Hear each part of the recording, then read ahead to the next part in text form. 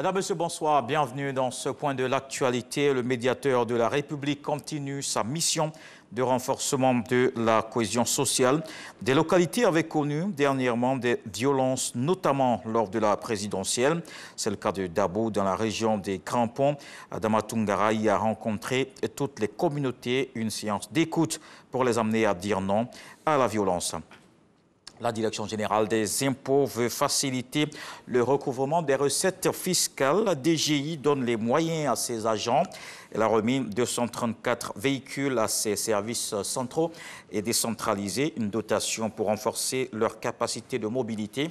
C'était le mercredi dernier au plateau à la Bibliothèque nationale. Et puis en sport, cette bonne nouvelle, enfin, le ballon rond va rouler sur le rectangle vert.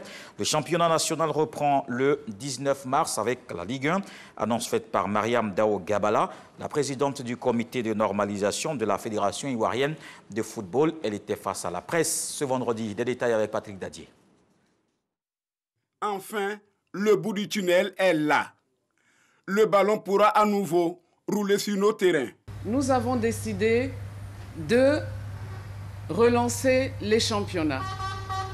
De relancer le championnat de Ligue 1, de Ligue 2 au mois de mars, le championnat de Ligue 3 et le championnat de football féminin au mois d'avril. Le championnat de Ligue 1 va débuter le 19 mars 2021 et s'achever le 27 juin 2021. Le championnat de Ligue 2 va démarrer une semaine après, le 26 mars 2021. Il va courir jusqu'au mois de juillet 2021. C'est un championnat qui va se jouer avec 3 poules. Pour ce qui est du bicéphalisme, à la tête de l'Africa Sport d'Abidjan, des problèmes liés au fonds de roulement des clubs et du Covid, Mariam Dao Gabala s'est voulu très clair. Nous allons avoir un audit financier et un audit opérationnel. Donc, je ne peux pas confirmer ou infirmer ce que vous me dites.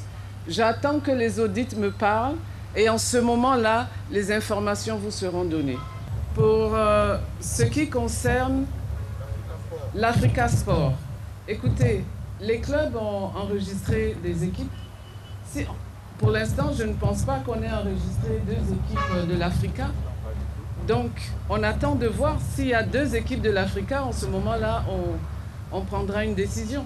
Enfin, pour ce qui est de l'affaire, Jean-Baptiste Sam Etiassé, l'ex-directeur exécutif de la FIF, Mariam Dao Gabala a fait remarquer que son contrat avec la fêtière est arrivé à son expiration.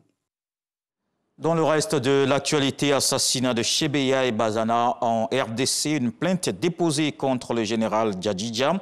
Ce serait sur la parcelle de cet officier de l'armée congolaise qu'aurait été enterré le corps de Fidel Bazana, le chauffeur et assistant du militant des droits de l'homme Floribert Chebeya.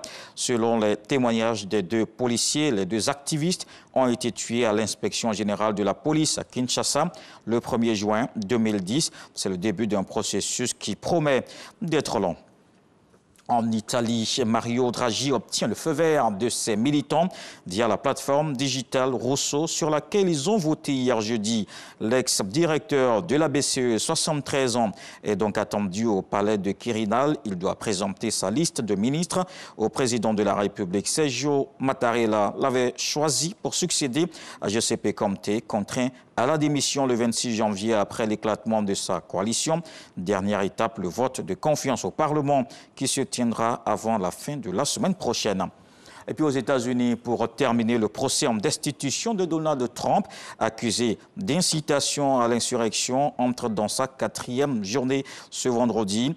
Les avocats de l'ex-président prendront la parole pour démontrer que la tragédie, comme ils le disent, de l'attaque du Capitole par ses partisans n'a aucun lien avec lui. Ils vont réclamer un acquittement. Mais avant leur entrée en scène, l'équipe juridique de Donald Trump a reçu jeudi la visite de 3 sénateurs républicains. Et à Washington, on s'interroge sur la légalité de cet entretien. À suivre tout de suite les infos régionales. On se donne rendez-vous à 20h pour la grande édition.